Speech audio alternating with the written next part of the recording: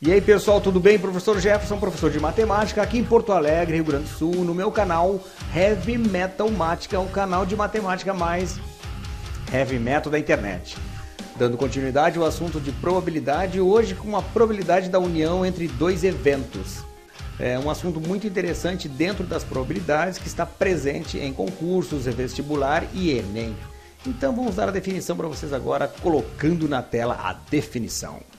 Sendo A e B eventos do mesmo espaço amostral S, tem-se que a probabilidade da união de A com B é igual à probabilidade de A mais probabilidade de B, menos a probabilidade da intersecção de A com B. Em outras palavras, podemos dizer que a probabilidade do evento A ou B é igual à soma das probabilidades dos eventos A e B, diminuída da probabilidade do evento A e B, ou seja, a intersecção com B. Então é bom comentar isso com vocês, que isso vem lá da teoria dos conjuntos, certo? O conectivo lógico OU e o conectivo lógico E. Ou união, soma, e intersecção. Então, quando fala A e B, é A e B ao mesmo tempo, tem em comum. A ou B é a união, certo? Então, estar com esses conectivos lógicos firmes, sabendo o significado, você vai longe com outras questões de probabilidade, certo? Então, vamos dar um exemplo básico, começando com um exemplo básico para vocês aí. Na tela, o exemplo. Qual é a probabilidade de se jogar um dado e se obter um número 6 ou um número par? Então, vamos ver uma coisa, pessoal. Primeiro de tudo, certo? Você usa essa fórmula nesse problema se você quiser, tá?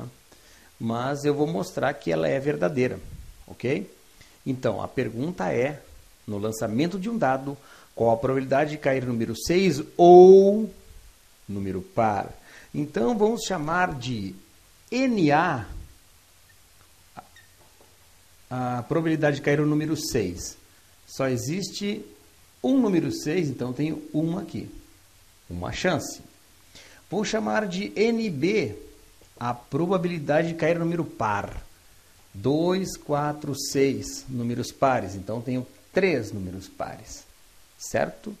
Então, por enquanto, eu estou tirando esses dados do problema. Certo? Então, vamos aplicar isso na fórmula da probabilidade da união de dois eventos, que é probabilidade da união de A com B é igual a probabilidade de A mais probabilidade de B menos, já estava me enganando aqui, a probabilidade da intersecção de A com B, certo? Então, vamos ver aqui uma coisa. Então, vamos lá, a probabilidade da união de dois eventos aqui. A probabilidade de acontecer o evento A, ou seja, cair o número 6 é uma chance em 6, ou seja, a probabilidade de 1 sobre 6 é 1 sobre 6. Tu está calculando a probabilidade aqui, não a quantidade. A quantidade é 1, né? Mas a probabilidade que cai o número 6 é 1/6, porque são 6 faces numeradas de 1 a 6, né? E a chance de cair o número 6 é uma só. Mas a chance de cair o número par, que são 3 chances de cair o número par, ou seja, 3/6, menos o que? A probabilidade de A intersecção com B, de cair os dois, 6 e número par. Ao mesmo tempo, o que acontece? O 6 é número par, né? Porque está aqui, ó, se eu colocar os números pares aqui, ó, 2, 4, 6, e aqui ó, o conjunto do NA aqui como 6, o NB como 2, 4, 6, a intersecção dos dois é uma só, ou seja, só o número 6, ou seja, um elemento. Então, é 1/6 também. Então, se você for calcular isso aqui de modo rápido, veja bem o que acontece. 1/6 menos 1/6, acabou. 3/6. E isso, 3/6, é 1/2. 1/2 é uma chance em 2, ou seja, 1/2 é minha resposta, mas se eu for passar isso aqui a porcentagem, isso aqui será 50%. Então, esse é um exemplo básico da probabilidade da união entre dois eventos. E a segunda maneira de fazer esse cálculo sem usar a fórmula é você ler com calma de novo o que o problema quer. O problema quer que caia número 6 ou número par, ou seja, ou união, certo? Soma. Então, se você quer que aconteça que caia 6 ou número par, primeiro de tudo definir número 6 como número 6, o conjunto, né, com um elemento, que é o número 6, número par, os elementos 2, 4, 6. Então, se é um ou outro, se você for fazer a união dos dois, eu vou ter o quê? O 2, o 4 e o 6, porque eu não vou repetir o 6 duas vezes. Então, a probabilidade que isso aconteça, o que é? A probabilidade é de 3 elementos, de 6 no total, vai mais direto ao assunto, divide isso aqui por 3, de novo, chegando a 1/2 e automaticamente chegando a 50%. Se você reparar mesmo que 1/2 significa 50%, certo? Então, esse é o primeiro exemplo da probabilidade da união entre dois eventos. Ok, então, agora vamos para outro exemplo, que eu não vou usar a fórmula, vou usar um método simples, mas dá para usar essa fórmula, certo? Mas vou facilitar um pouco. Vamos lá para outro exemplo? Numa urna contém 30 bolas numeradas de 1 a 30. Se retirarmos uma bola ao acaso, qual a probabilidade de que seu número seja A, par e menor que 15, e B, múltiplo de 4 ou 5? Muito bem, pessoal, olha só. A probabilidade de que seja par e menor que 15. Preste atenção. E menor que 15. Então, tem que ser par e menor que 15 ao mesmo tempo. Então, é muito fácil. Eu não preciso atribuir a fórmula a ele, porque é uma questão só de visão, né? Se eu quero um número que seja par e menor que 15, então temos aqui 14, 12. Então, tem 1, 2, 3, 4, 5, 6 e 7. Eu tenho o quê? A probabilidade é 7/30. Então, não tem por que eu fazer todo aquele cálculo da probabilidade da união entre dois eventos, porque se eu fizer, vai dar o mesmo valor, certo? É só uma questão de separar as coisas. A probabilidade de A, tu define o evento que seja par, outro menor que 15, certo? Tu vai chegar no mesmo resultado, ok? Letra B agora. Que seja múltiplo de 4 ou 5. Eu disse ou. Que seja múltiplo de 4 ou 5. Ou significa união. Então, pessoal, os múltiplos de 4, 4, 8, 12, 16, 20, 24, 28, e os múltiplos de 5 estão aqui. Quando eu falo ou, eu falo a união desses dois conjuntos.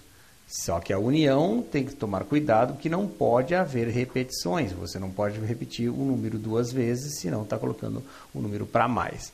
Então, repare que a única intersecção entre esses dois conjuntos aqui é o 20, ele só vai ser contado uma vez. Então, é 4, 8, 12. Então, é 1, 2, 3, 4, 5, 6, 7, 8, 9, 10, 11, 12. Então, eu tenho o quê?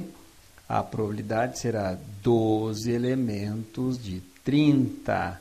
Então, pessoal, qual a probabilidade de eu tirar uma bola ao acaso e essa bola seja múltiplo de 4 ou múltiplo de 5 ou 5? O 20 é múltiplo do 4 e do 5, então eu contei ele só uma vez. Eu pulei esse número aqui. Esse eu pulei, mas eu contei este, certo? Então, se você for contar, todos eles terão 12 elementos de 30 desta pergunta que está sendo feita.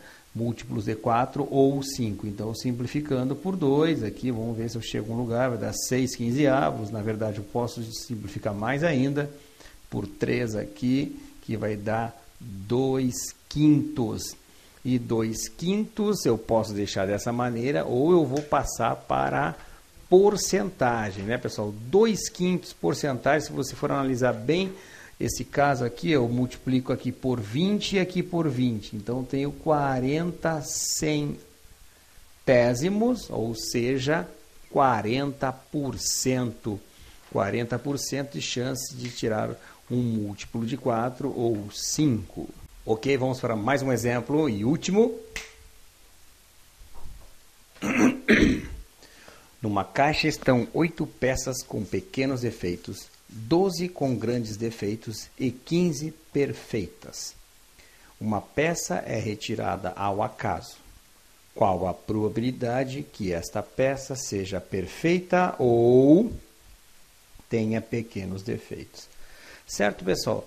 Reparem que temos peças com grandes defeitos, com pequenos defeitos e peças perfeitas. Então, nós temos aqui 8 peças com pequenos defeitos, 12 peças com grandes defeitos e 15 peças perfeitas.